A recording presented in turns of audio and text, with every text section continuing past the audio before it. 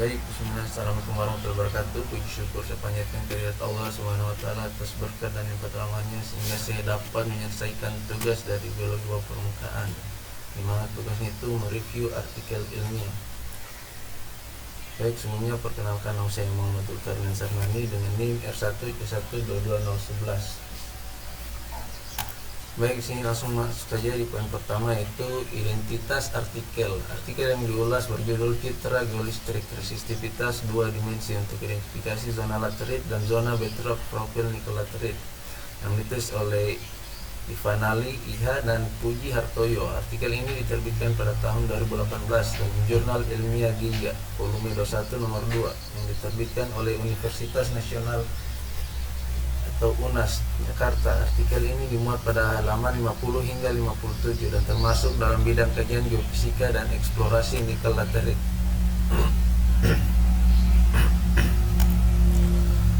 Masuk di poin kedua, yaitu tujuan penelitian. Adapun tujuan dari penelitian ini adalah untuk yang pertama itu mengidentifikasi zona laterit dan zona bedrock pada profil nikel laterit menggunakan metode geolistrik resistivitas 2 dimensi. Yang kedua itu menentukan nilai resistivitas masing-masing lapisan bawah permukaan, yaitu topsoil, laterit, dan bedrock. Yang ketiga itu memperkirakan volume zona nikel laterit berdasarkan hasil interpretasi citra resistivitas. Lanjut pada poin ketiga, yaitu metode penelitian. Penelitian dilakukan di wilayah kuasa tambang PT Aneka Tambang Tbk, Kecamatan Pemala, Kabupaten Kolaka, Provinsi Sulawesi Tenggara. Metode yang digunakan pada penelitian ini yaitu yang pertama itu jenis data, ada data sekunder dari PT Aneka Tambang Tbk unit geomin, kemudian metode geofisika yaitu geolistrik resistivitas 2 dimensi, kemudian ada konfigurasi elektroda yaitu Wener Alpha, kemudian ada perangkat lunak yang digunakan yaitu Restudin untuk proses inversi data resistivitas, kemudian ada Sartor 12 untuk visualisasi citra 2D bawah permukaan. Kemudian adapun tahapan analisisnya, yang pertama itu akuisisi dan inversi data resistivitas semu, yang kedua pengolahan citra 2D untuk tiap lintasan shoreline, kemudian ada penentuan zona berdasarkan nilai resistivitas, kemudian ada estimasi volume laterit berdasarkan luas dan ketebalan zona. Lanjut pada poin keempat, yaitu hasil penelitian. Pada hasil penelitian ini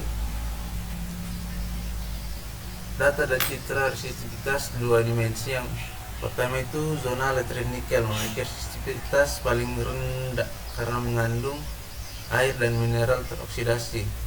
Kemudian ada dua, yaitu zona bedrock tersusun oleh batuan ultramafic, terdotit hingga serpentin dengan resistivitas tinggi. Kemudian yang ketiga itu berdasarkan luas area itu kurang lebih 99.000 meter persegi dan ketebalan rata-rata 30 meter. Diperoleh volume zona nikel laterit sebesar kurang lebih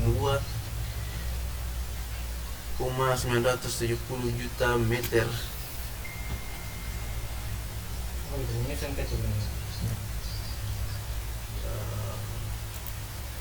Kemudian untuk poin kelima itu analisis dan pembahasan.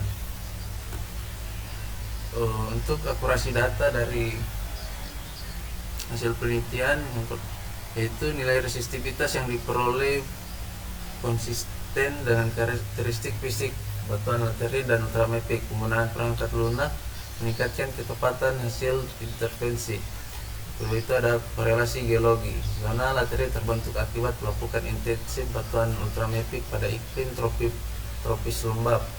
Itu zona bedrock menunjukkan litologi keras yang kemungkinan terdotit yang menjadi batuan induk nikel laterit.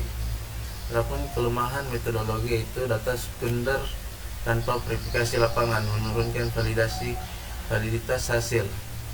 Tidak ada pembahasan mengenai error pengukuran dan validasi bor. Estimasi volume belum mempertimbangkan variasi geometri lapisan atau faktor kesalahan intervensi. Dalam konteks geologi, wilayah Pemala merupakan daerah dengan potensi endapan nikel laterit yang tinggi akibat pelapukan batuan ultramafic di daerah tropis dengan curah hujan tinggi dan topografi bergelombang. Lanjut poin ke-6, kesimpulan. Metode geolistrik resistivitas 2D berhasil mengidentifikasi 3 zona utama bawah permukaan, yaitu topsoil, laterit, dan bedrock.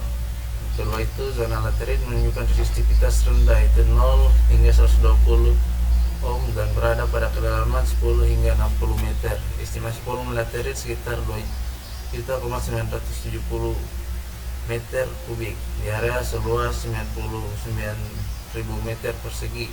Metode ini efektif untuk eksplorasi awal endapan nikel laterit di lapangan. Baik, untuk poin selanjutnya itu kelebihan dan kekurangan artikel. Untuk aspek pertama itu struktur penulisan. Kelebihannya tersusun sistematis, dari abstrak, metode, hasil, kesimpulan.